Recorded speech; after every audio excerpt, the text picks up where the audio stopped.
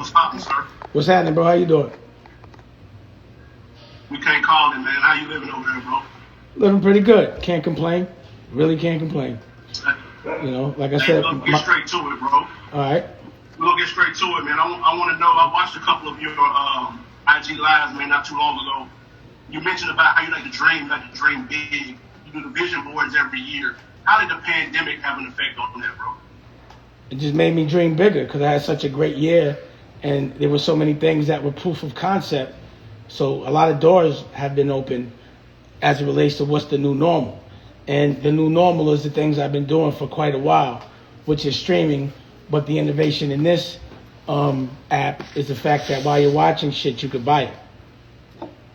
You know what I'm saying? Right. Yeah. What you mean? Hold on. What do you mean? Give me an example, bro. So like, let's say you and I are talking right now and I have this on my network. While you're watching, press a button and you could buy a Poppington t-shirt. Ah, that's hard. Yeah. And in the same vein of buying the Poppington t-shirts, I mean, ever since you got on the scene, it was about independence. Where did that come from, you wanting to be so independent and be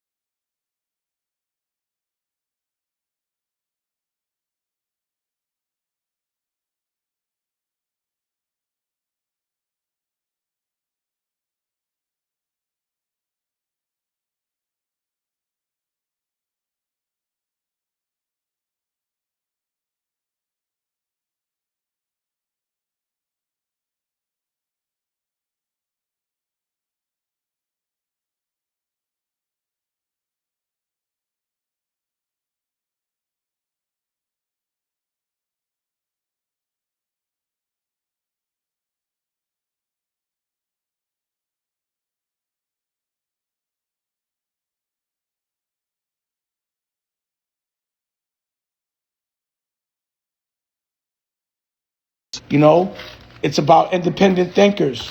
It's about freeing us from the patterns that have been put in our face our whole life.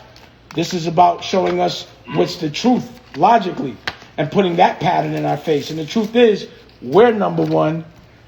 We run the world because culture is run by us and culture runs the world. So why should we give it to them and buy it back from them? I don't understand that. So that's what this network is about. And then also having authentic stories told by the people whose stories they are. So in the television world, you got to go to a white production company, give them your story so they can sell it to a network, and you just get a fee. You get no residual income. So in this respect, if you're a storyteller and I make your story, you're a partner with me. You're going to make residual income, and the story will be told the way you want it told, not the way they want the story told, where we're dysfunctional and, you know, they try to make legends look like they fucking clowns. You know, in that same of what you say, how do you cut through with the story that you want to tell? I Like, tell how do it. you stay away from the chatty patty stuff, the term that you coined? Like, how do you stay away from that, do what you want to do, and still make that impact that you want to make? By doing what I want to do and staying away from it. You know what I'm saying? Like, when you're the boss, I get to pick and choose who I want around me. If I don't like you, I fire you. That's that. You know, other than that, we around each other because we like each other. So I get to curate who I want to be around. They have to be like-minded, you know, and my work got to be good. It don't matter, like, you know, since when did the drug addict love the drug dealer? He just loves the drug. He'll stand in line for that drug. He hates the drug dealer. The drug dealer talks to him any way he wants. You know, get online. No singles. You know what I'm saying? But I'll be online as long as that work is good. As long as I'm getting high, I'm good. You know? So all the other bullshit don't matter. I'm not in the world of chatty patty. Chatty patties are motherfuckers that ain't got shit that are talking about other people's stuff to overcompensate. So I'm not around people like that. I'm only around innovative people that want to win. You know what I'm saying? So my circle is different. So instead of sitting around talking to people that are insecure, you know, I'm talking to the OSG. That's 90 black principals. I'm talking to senators like Senator Eddie Milton and Congressman R.J. Carton and bishops like Bishop Pennell and doctors like Dr. Chris. I'm talking to therapists like, you know, Taj from the West Coast and Melody on the East. You know what I'm saying? So I've leveled up the people I have around me. You know, people aren't offended by what I say when they're not feeling insecure about what I say. You know what I'm saying? So people usually get mad when they know it's them. When that shoe fit, they don't want to wear it.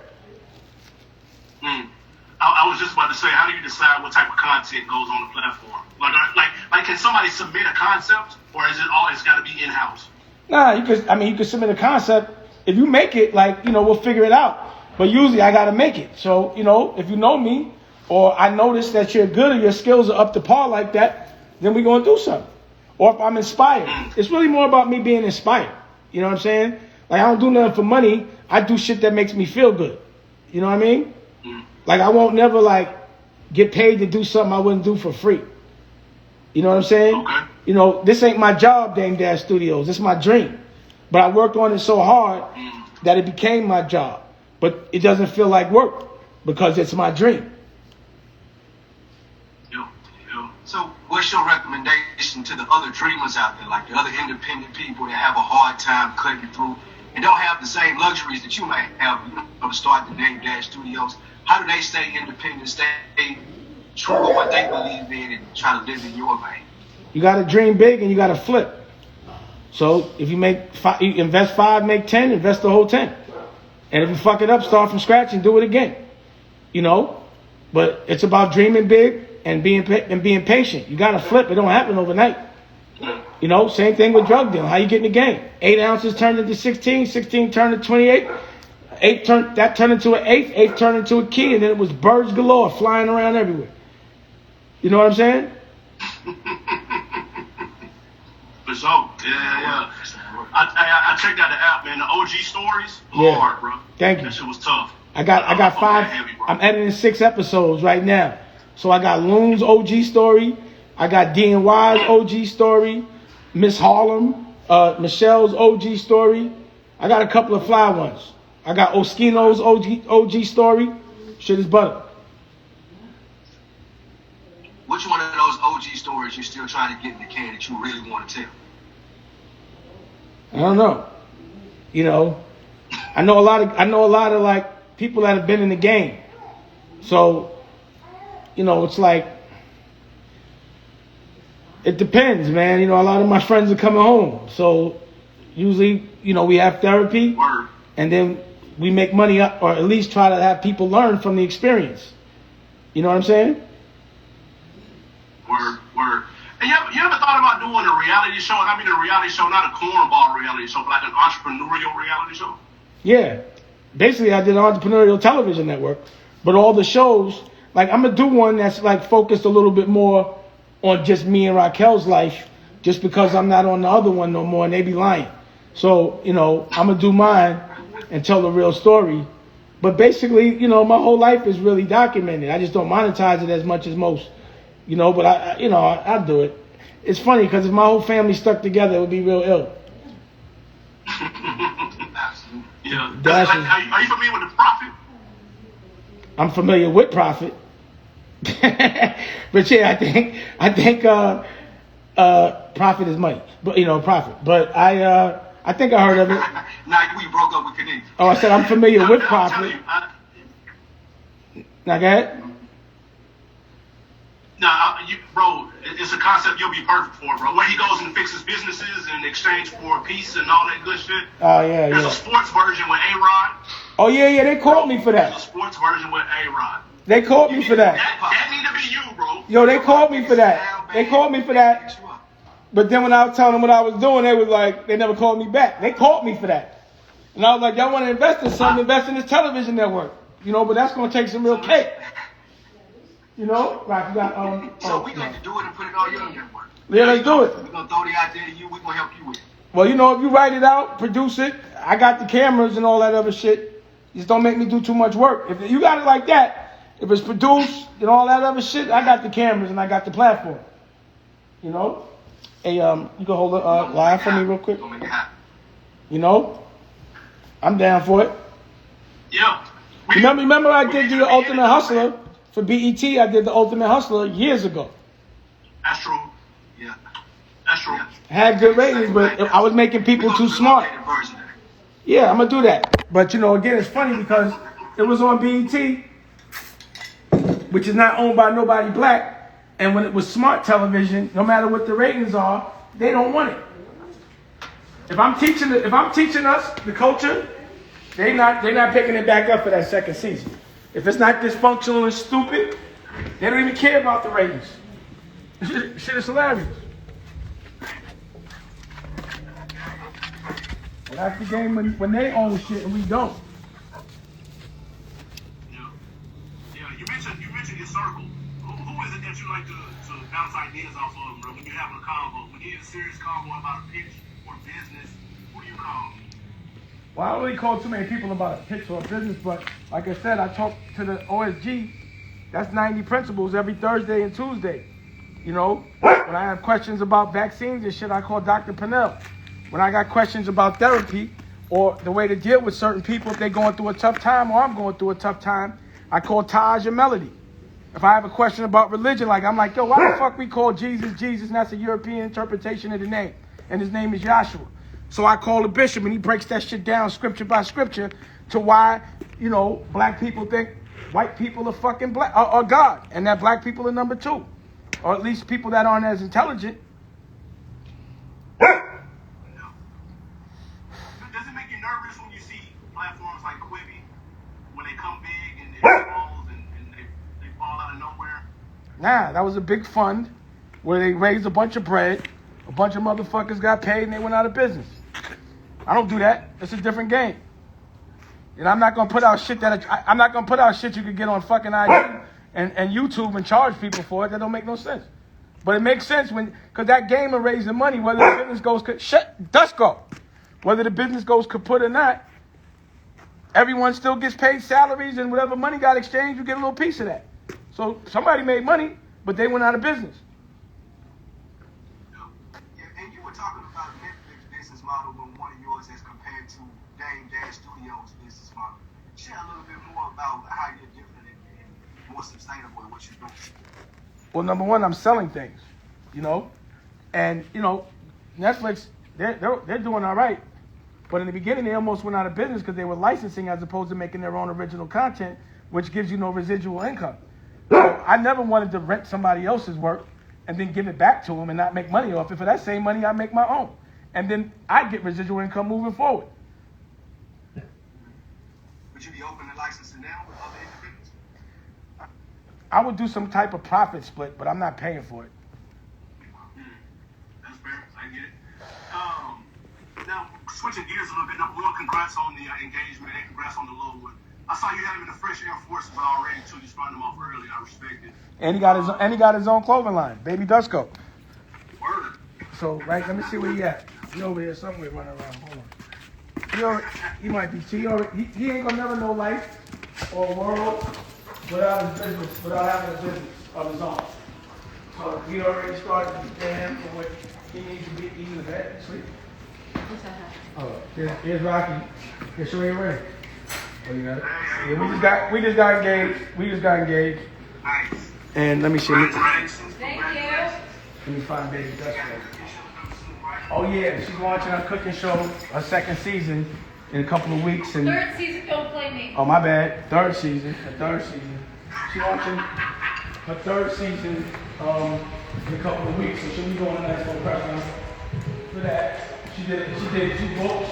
She's working on a kid's book and a syllabus. Oh, here you go. From the womb to the 3rd grade. Okay, go ahead. Here you go. Look at a little fly guy. Here you go. You see? You got the. She got the socks on, the DD socks. Oh yeah, look, and then look, here it is. You see, you got a little DD, his onesies. So you can buy those at Dame-Studios or at poppington.com. You know what I mean? Hell yeah. Am I? You know, I'm with the moms. I've always been a visiting dad, and I never really got to cut that cycle that, you know, I had to go through for my kids. And my job is to make sure my kids don't have to go through the same pain that I went through. But the pain of my parents breaking up was the most painful thing for me. as a young kid, and I haven't been able not to give my kids that very same experience. So this is the first one where I'm really breaking the cycle. You know what I'm saying? Word. Here, look. Hey, Nicolette, look. That's the site? Yeah, it's the site right here. Hey, go to the shopping. So you know, you go. I don't know why I look like that. Okay. And then we go to shopping. And then I can show you all the magazine and all that shit. We got magazines, book, here's shopping right there. So you can't watch movies and go shopping. You know what I'm saying? Go to the magazine. Then you go to magazines and shit. Look. They got music. They got the music shit. So there's the magazines. That's one of the Blue Rock joints we have. You know? So, you know, we got, it's gonna blow up. But it got, you know, does all that. Magazines, music experience, shopping experience, and you have the experience of content, of movies. So that's the only app that does that.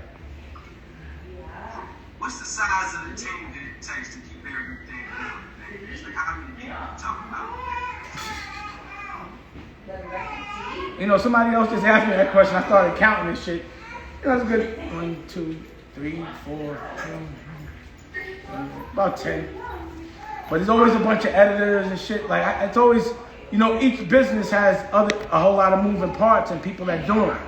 So if I do a movie for that week, I'm gonna have 100 people. You know what I mean?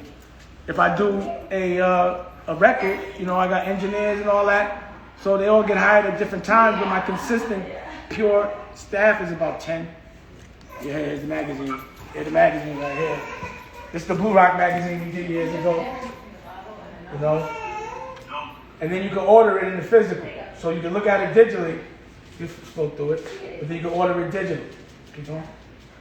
You know, shit like that. That's one we did with Merv years ago. So, you know, Culture Vultures is in there. You can read the book in there. You know, go to the music part. Go to the music part. Here's the music. Here, look. So here's the music and shit. Like it's an experience. So there's my rock album I did. You know, Nicolette shit. My catalog is in there. So we need more in the catalog. You know, but and then and then yeah, I got where's Black Rock at? You gotta put Black Rock out of you in there.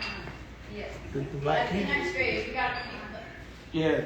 So, you know, when you first launch an app, you know, at first I was using Vimeo's white label, which a lot of people use.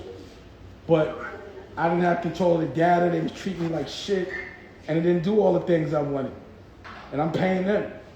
And they weren't good partners for me. So, or to me, they didn't treat me with the respect I felt. I didn't like it. And it's crazy because I feel like I put them on. You remember I put out Honor Up or Losada. Like, you got to think about the way movies are coming out now. I did that shit 3-4 years ago, where I would put it out in the theater and put it out on the streaming same day. You know? And you could also, and I was the first person to put movies out through Vimeo. So I'll go to them and say, yo, make a white label for me so you could do a streaming service. And they have a whole business model. But they, you know, again, it didn't do all the things I wanted to do. And I had to build it myself. When you build something, there's maintenance with that shit. You know what I mean? So building an app, sometimes I wouldn't advise it, but sometimes you got to do it yourself. But do understand there's a lot of maintenance that comes with that shit. They don't just work. It's harder to build an app than it is to build a building. Do you ever get tired of the hassle and the stress and the overhead and maintenance and doing it independently? Do you ever feel like sometimes it's easier to let somebody else do it and you take the other route? To be honest, bro, like, I've made enough money where I don't really have to do anything, you know? Really, you know what I'm saying? Like, if I wanted to live a regular millionaire life, I could just sit back and chill. But again, these are my dreams. So, you know, dreams don't get given to you and you don't get tired of your dreams until you get your dreams. And then you have bigger dreams. So, you know, I've never held no bread. I'm not about that. I'm about putting it into my dreams and living until I can put up enough that I can look at it. But I ain't never made enough to just look at it, you know, because I'll spend that shit. I like things. You know what I mean? But again, I can live a comfortable life But I want to live, I want to make history, and that's what makes me feel good. You know what I'm saying? So, I never get tired of the game.